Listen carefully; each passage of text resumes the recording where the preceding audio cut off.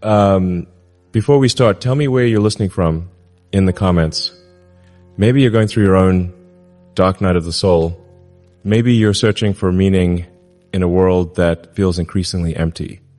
Maybe you're successful by every external measure, but still feel hollow inside. This conversation is going to be different from anything I've shared before. I'm going to tell you about the night I hit rock bottom spiritually and how a book I hadn't touched since childhood became the foundation for everything that came after. I'm going to share what I discovered in the pages of scripture during those sleepless nights when the weight of existence felt too heavy to bear. Most people know me for rockets and electric cars, but what they don't know is that behind every major decision I've made, behind every impossible goal I've pursued, there's been a spiritual foundation that most people never see. Today, I want to tell you about that foundation, about the nights when I wrestled with God like Jacob at Peniel, about the ancient words that spoke to modern problems, about the peace I found in the darkest chapters of my life.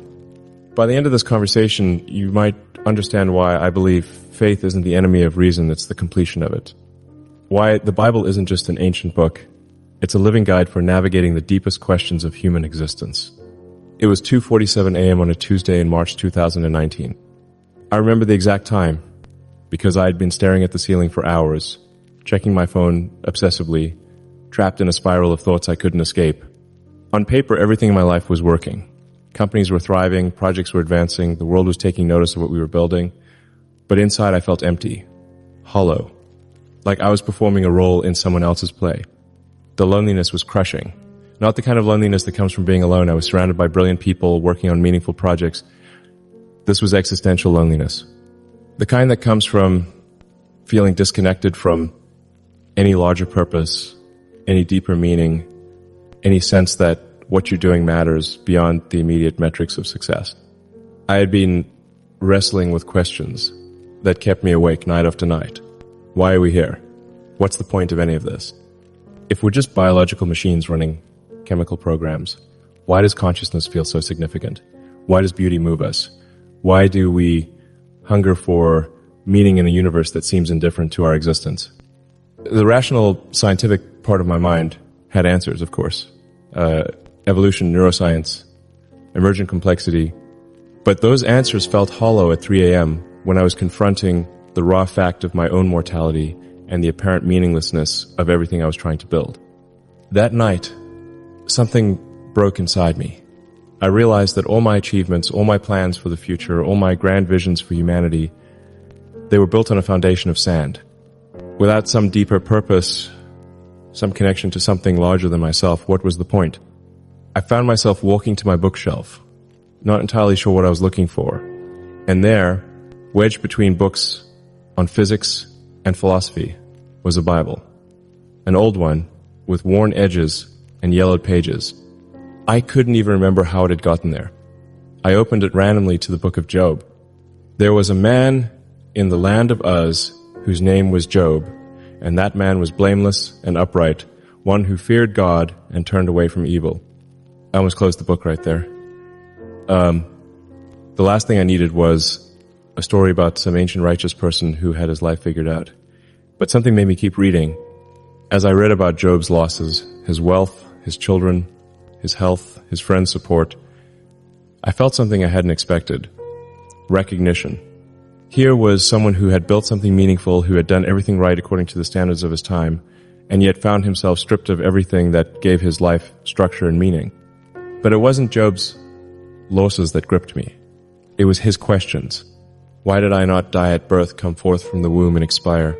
Why is light given to him who is in misery, and life to the bitter in soul? These weren't the questions of someone who had lost faith. These were the questions of someone wrestling with the deepest mysteries of existence. Someone refusing to accept easy answers or comfortable platitudes. For the first time in months, I felt less alone. I read through the entire book that night. Job's friends trying to explain his suffering with neat theological formulas. Job rejecting their explanations and demanding a direct encounter with the divine. The voice from the whirlwind that doesn't answer Job's questions but transforms them into something larger. Where were you when I laid the foundation of the earth? Tell me, if you have understanding, This wasn't the God of comfortable religion or simple answers. This was the God of fundamental mystery, of questions that reshaped the questioner, of a universe so vast and complex that human understanding could only touch the edges.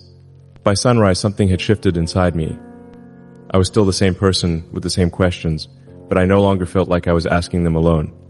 Over the following weeks, I found myself returning to the Bible every morning, around 3 a.m., not as a religious exercise, but as a continuation of the conversation that had started that first night.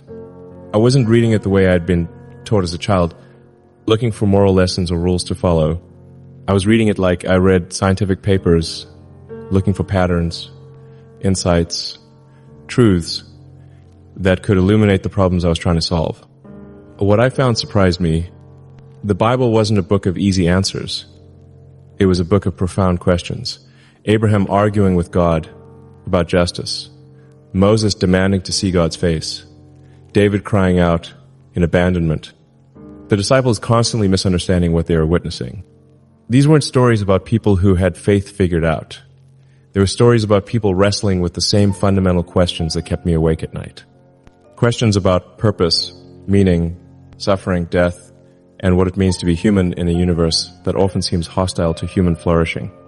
But there was something else in these stories, a persistent thread of hope, not the shallow optimism that everything will work out fine, but something deeper, a conviction that existence itself is meaningful, that consciousness is a gift rather than an accident, that the human search for purpose reflects something real about the nature of reality. 3 weeks into my 3 a.m. Bible reading, I discovered Ecclesiastes. If Job was the book of suffering, Ecclesiastes was the book of existential emptiness. Vanity of vanities, says the preacher. Vanity of vanities. All is vanity. Here was someone who had tried everything, wisdom, pleasure, work, relationships, wealth, and found it all ultimately meaningless. Someone who looked at the human condition with unflinching honesty and saw the futility that haunts every human achievement. I have seen everything that is done under the sun, and behold, all is vanity and a striving after wind. This could have been devastating. Instead, it was liberating. For the first time, I was reading something that acknowledged what I had been feeling, without trying to fix it or explain it away. The preacher wasn't offering solutions, he was validating the problem.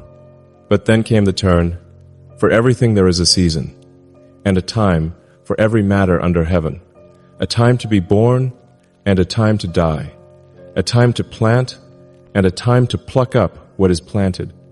The meaninglessness wasn't the end of the story, it was the beginning of a different kind of meaning. Not meaning that could be grasped or achieved, but meaning that could be received moment by moment as a gift. Go, eat your bread with joy, and drink your wine with a merry heart, for God has already approved what you do. This wasn't about earning meaning through achievement. It was about discovering meaning that was already there, woven into the fabric of existence itself. As my 3 a.m. reading continued, I found myself drawn to Genesis. Not the creation story I thought I knew from childhood, but something much more profound. In the beginning, God created the heavens and the earth. The earth was without form and void, and darkness was upon the face of the deep. I began to see this not just as a story about how the physical universe began, but as a pattern for how all creation works. Something from nothing, order from chaos, light from darkness. Every project I had ever worked on followed the same pattern. Every breakthrough began with a void, a problem without a solution, a darkness that seemed impenetrable. And then, somehow, there would be light, not through my effort alone, but through something that felt like participation in a larger creative process. And God said, "Let there be light," and there was light. Creation by speech, reality responding to intention expressed through words. This resonated with everything I knew about how ideas become real, how articulating a vision clearly enough can actually bring it into existence. But the part that stopped me was this. God saw that the light was good. Creation wasn't just functional. It was good. There was an aesthetic dimension to reality, a beauty that wasn't just useful but inherently valuable. This spoke to something I had always felt but couldn't articulate, that the universe contains beauty that serves no evolutionary purpose, complexity that goes beyond what survival requires. After months of reading the Hebrew scriptures, I turned to the Gospels. I thought I knew these stories, but reading them at 3 a.m. with questions about consciousness and meaning, they revealed layers I had never seen. In the beginning was the Word, and the Word was with God, and the Word was God.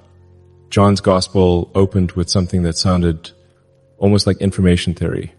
The fundamental nature of reality wasn't matter or energy, it was logos, word, information, meaning. This connected with something I had been thinking about for years. Consciousness seems to be the universe's way of understanding itself. We're not separate from the cosmos. We're the part of the cosmos that can think, that can ask questions, that can create meaning. The light shines in the darkness, and the darkness has not overcome it. Here was a statement about the fundamental nature of reality. Consciousness, meaning light, these weren't fragile accidents that would eventually be extinguished. They were fundamental features of existence itself. But it was Jesus' teachings about love that really challenged me. Not sentimental love, but something much more radical. Love your enemies and pray for those who persecute you. This wasn't just moral advice. It was a prescription for how consciousness can transform reality. Love as the force that breaks cycles of conflict and creates possibilities that didn't exist before. Greater love has no one than this, that someone lay down his life for his friends. Self-sacrifice as the highest form of love. This contradicted everything I'd learned about evolutionary psychology, about the selfish gene, about survival of the fittest. Yet it pointed to something I recognized in the deepest human experiences, that the moments when people transcend self-interest are often the moments when life feels most meaningful. 6 months into my biblical journey, I discovered Paul's letters, particularly Romans 8. For I consider that the sufferings of this present time are not worth comparing with the glory that is to be revealed to us. Paul was writing about hope, but not the kind of hope that denies present suffering. He was writing about hope that transforms suffering into something meaningful without eliminating it. And we know that for those who love God, all things work together for good, for those who are called according to His purpose. This wasn't a promise that everything would turn out fine. It was a claim that even the worst experiences could be woven into a larger pattern of meaning, but only for those who were aligned with something beyond their own immediate desires. For I am sure that neither death nor life, nor angels nor rulers, nor things present nor things to come, nor powers, nor height, nor depth, nor anything else in all creation will be able to separate us from the love of God. This was a statement about the fundamental structure of reality. Love wasn't just an emotion or a human invention, it was the force that holds everything together, the deepest truth about what exists. But the passage that changed everything was Romans 1:20. For His invisible attributes, namely His eternal power and divine nature, have been clearly perceived ever since the creation of the world in the things that have been made. The universe itself was a revelation. Every law of physics, every mathematical relationship, every instance of beauty or complexity was a glimpse into the nature of whatever was behind it all. I realized I had been reading the Bible wrong my entire life. It wasn't separate from science or reason, it was the completion of science and reason. It was asking the questions that science couldn't ask and pointing toward answers that logic alone couldn't reach. As my understanding deepened, I found myself spending more and more time in the Psalms. Here was raw human emotion directed toward the divine. Anger, fear, gratitude, despair, joy, confusion. My God, why have you forsaken me? David wasn't afraid to bring his worst feelings to God. This wasn't sanitized religion. This was honest relationship with whatever was ultimately real. The heavens declare the glory of God, and the sky above proclaims His handiwork. But it was Psalm 139 that undid me completely. You knit me together in my mother's womb. I praise you, for I am fearfully and wonderfully made. The idea that consciousness, that each individual human being was not an accident, but an intention. That the complexity of the human brain, the mystery of subjective experience, the capacity for love and creativity and wonder. All of this was intended, was wanted, was good. Such knowledge is too wonderful for me. It is high. I cannot attain it. This became my prayer. Not asking for certainty or easy answers, but acknowledging that I was encountering something larger than my ability to understand, and being grateful for the encounter itself. Those months of 3 a.m. reading didn't convert me to a particular denomination or convince me to follow a specific set of religious practices. But they did something more fundamental. They restored my sense that existence itself is meaningful.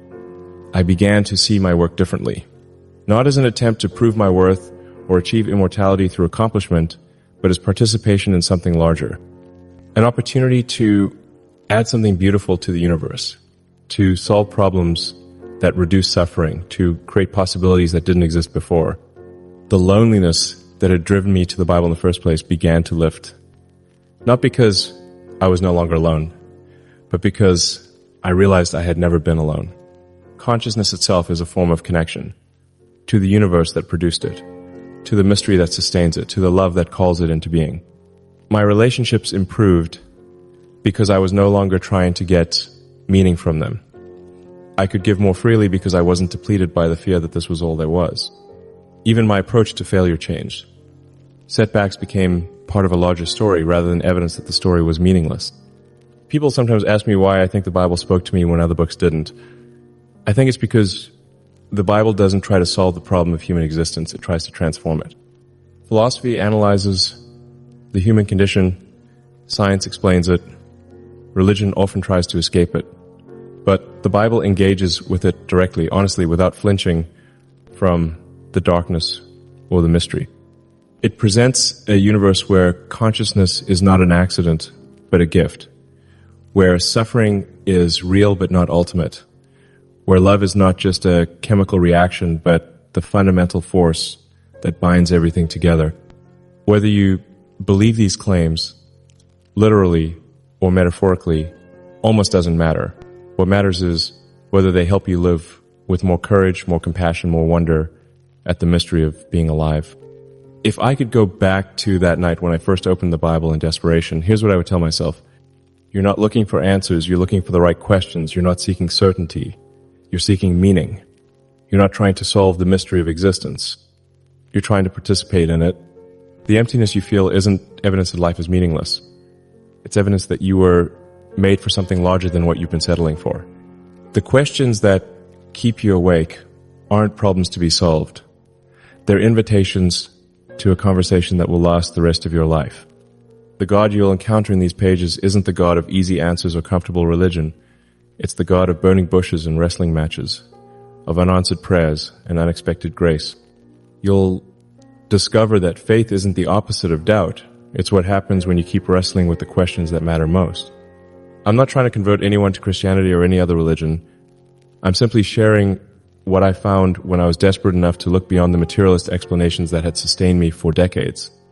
If you're going through your own dark night of the soul, if you're successful by every external measure but feel hollow inside, if you're asking questions that science can answer but somehow not satisfy, maybe it's time to read an ancient book with new eyes. Start anywhere. Job, if you're suffering. Ecclesiastes, if you're struggling with meaninglessness. Genesis, if you're curious about creation. The Gospels, if you want to understand love. Read it at 3 a.m. when your defenses are down and your need is real. Read it not looking for rules to follow, but for reality to encounter.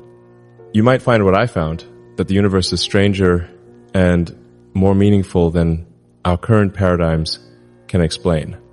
That consciousness is a gift rather than an accident. That love is the force that holds everything together. Or you might find something completely different. But you'll find something. Because anyone honest enough to ask the deepest questions is already on their way to discovering that those questions have been asked before by people who found themselves held by something larger than their ability to understand. The 3 a.m. hour is when the soul speaks most honestly. What is your soul trying to tell you? Share this with someone who might need to hear it. Subscribe if these conversations help you wrestle with the questions that matter most. And remember, the questions that disturb your sleep might be exactly what your life is calling you to explore. The Bible is waiting. So is the conversation that could change everything.